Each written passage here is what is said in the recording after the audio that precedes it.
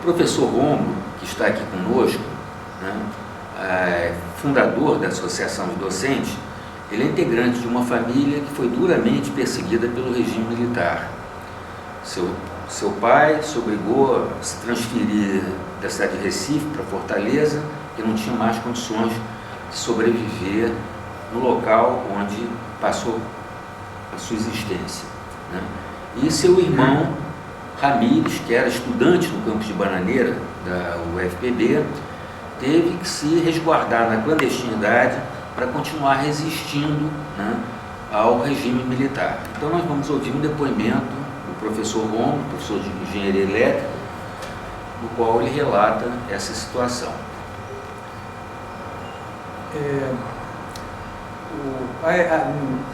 Na época em que nós éramos adolescentes, né, estávamos terminando o curso médio, essa época foi uma época de um movimento político muito forte no país, né? A gente via as mobilizações dos trabalhadores, né? Eu me lembro muito bem na época do governador Miguel Arraes, né, que tinha uma liderança muito forte entre os camponeses e trabalhadores lá da cidade. Então, o envolvimento que nós tínhamos naquele momento político era muito grande.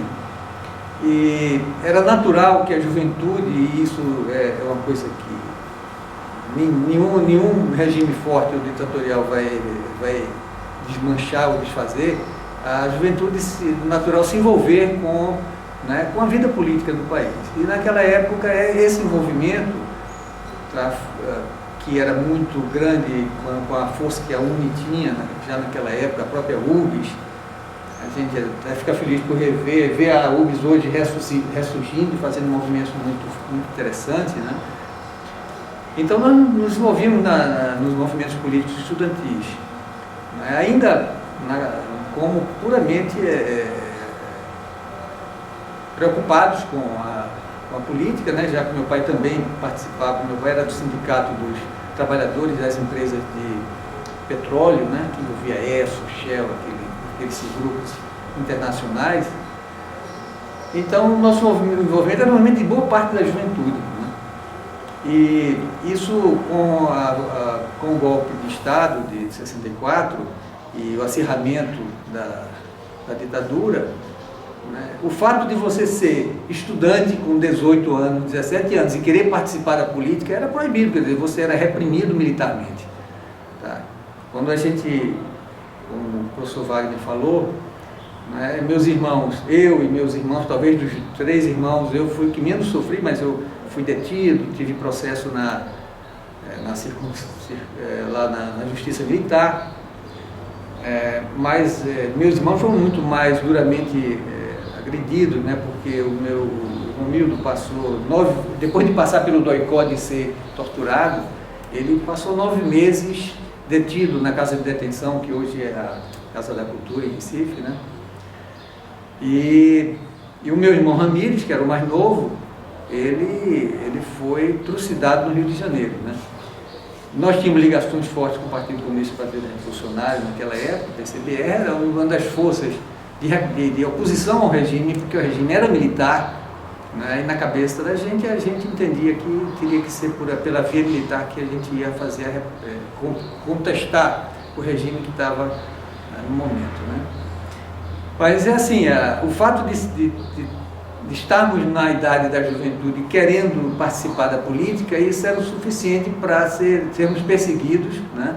Presos, torturados, tá? Diferentemente do que se coloca aí, né, nesse atual momento. Parte dos nossos dirigentes do Estado, né, da nação, está defendendo um regime militar que torturou e matou tanta gente, né?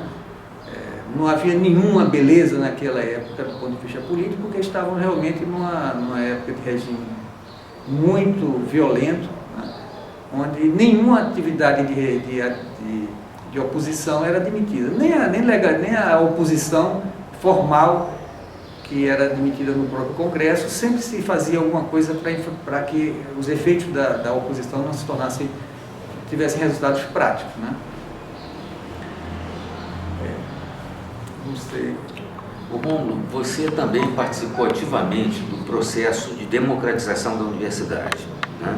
Você foi o primeiro presidente da Associação de Docentes e foi uma das pessoas que contribuiu para a deflagração do processo de escolha de nossos dirigentes. E hoje o que a gente observa? A gente observa que aquelas medidas de exceção que foram utilizadas durante o regime militar, elas estão sendo reeditadas de uma forma sutil, né? Intervenções ocorrendo em várias instituições, Cefet do Rio de Janeiro, Universidade do Ceará, espancamento de estudantes, né, que são endossados pelo sinistro da educação. Seria conveniente que você falasse qual foi a importância do processo de democratização da Universidade Federal da Paraíba, uma vez que nós estávamos vinculados, então, ao UFPB.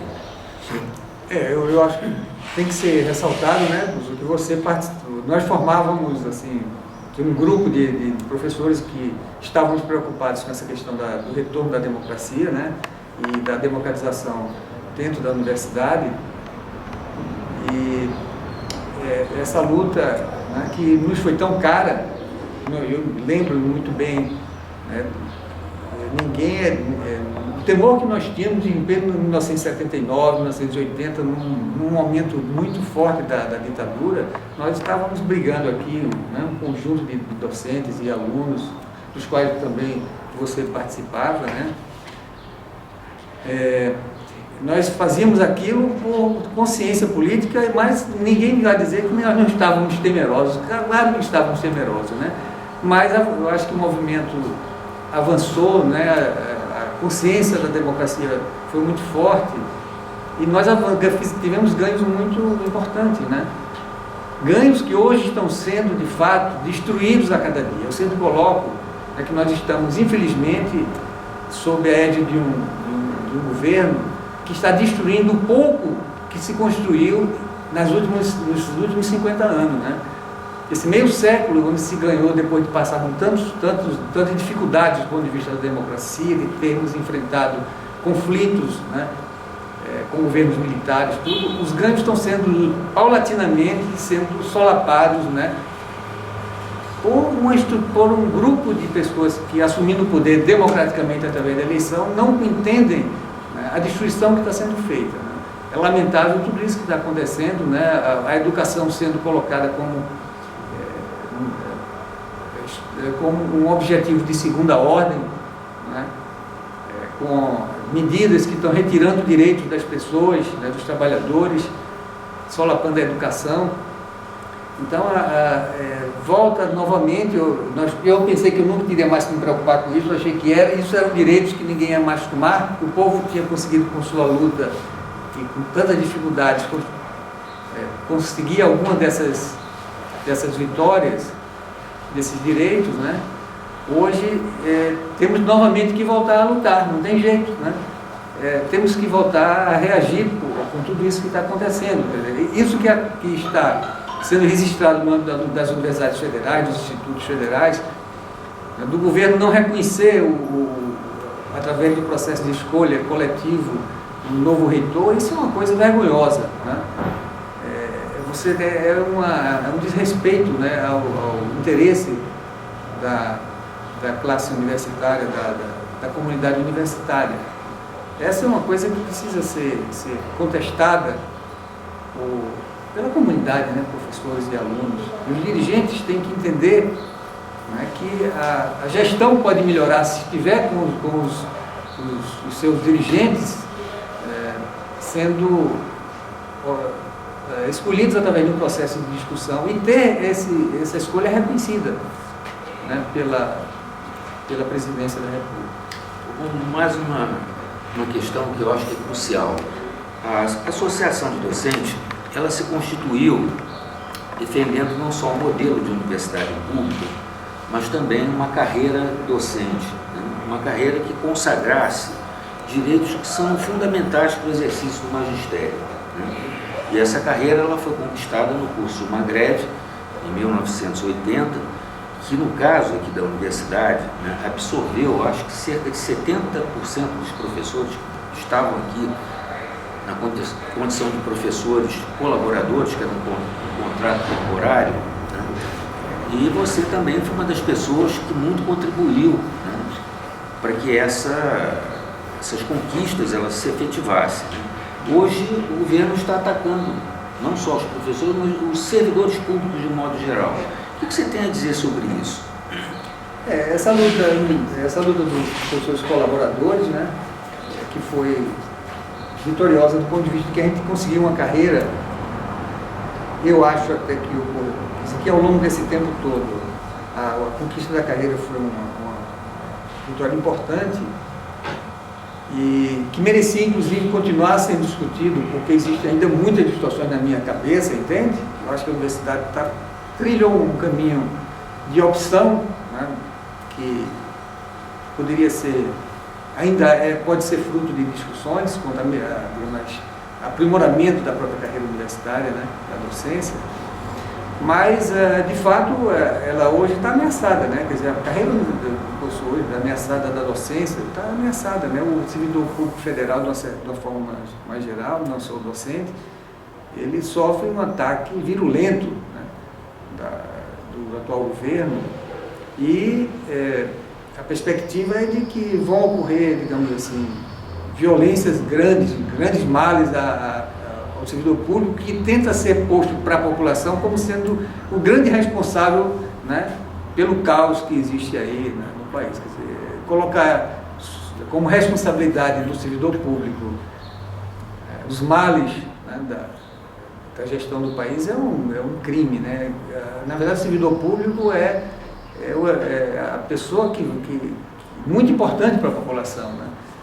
É o cara que vai atender a população e faz a interação dele com o poder do Estado e tal.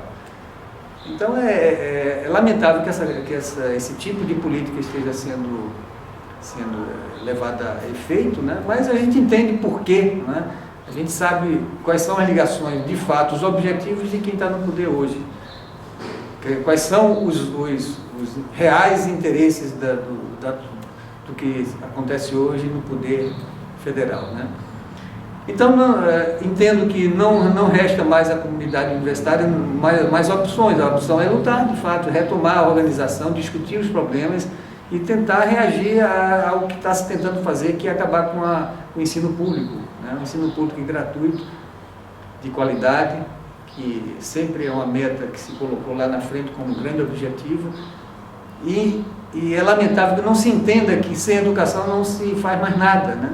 Ninguém vai querer, esse país estão querendo fazer com que esse país seja grande vendendo grão, né? Vendendo minério. Isso é uma coisa que já fazemos há mais de 100 anos e nunca saímos dessa situação, né, de dependência, de dificuldade com a maioria da população. Ou se investe na educação fortemente, ou nós não teremos nenhuma perspectiva, né, de sermos um país importante, né, com o povo vivendo bem.